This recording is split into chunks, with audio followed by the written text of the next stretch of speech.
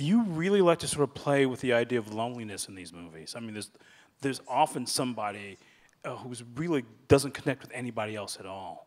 I come from a city, a much smaller city than this. I come from Manchester in the north of England, and I'm a city boy. I don't like the countryside. I really distrust it, and I kind of, I do. I just like, you know, people go to, I go to the countryside for like, and within half a day, I'm like nervous. But I think there is a loneliness in cities as well, which is so dynamic for us. These huge, crowded places where we all come and gather together. And then there's the incredible loneliness within them as well. And you can use it for wonderful stories, like with thrillers or noir or crime. It's the anonymity of a city that it gives you that I actually love that, actually. And it really helps me make films. You know, where you would think escapism. If movies are escapism, you'd think, well, we want to all escape to holiday, don't we? All our films are made in cities. We live in cities, and we want to watch nightmares about cities that we live in. I mean, it's just true. I'm a huge percentage of them. And yet they're called escapism. And yet you just go and watch people in other cities killing each other, basically. So. I've never had anybody give away this much of himself on the stage before. I love handing it over to the actors, and I work like that. Although you have a plan, and certainly when you're doing technical scenes like a big action sequence, you have to have worked out some of it beforehand. And so I have a plan A like that, but I much prefer on the day to literally let the actors dictate the scene.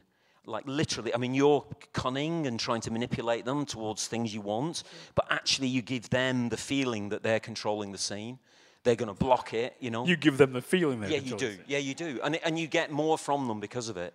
You know, they come up with ideas and they're throwing ideas in the whole time. And because they have a whole other life, which can be in the theatre or on television, and because they're naturally storytellers, you benefit from that enormously yourself, because they're storytellers who will tell you your story won't work here because of this, you know. And so I love that relationship with them. Yeah, memories are really interesting, and there is a link with, interestingly, which you don't really realize until you're making the films, and even until you finish them. There is a link with Slumdog Millionaire and 127 Hours, which is they're all about memories. And in Slumdog, memories produce a kind of karmic good fortune for him. And in 127 Hours, they are redemption.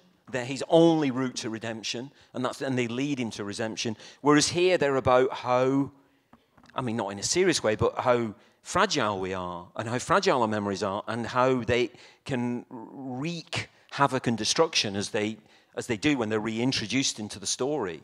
It's always so great to talk to you. Let's thank Danny Boyle for being here tonight. Thank you. It's always so great to talk to you. Is that right? You don't do questions.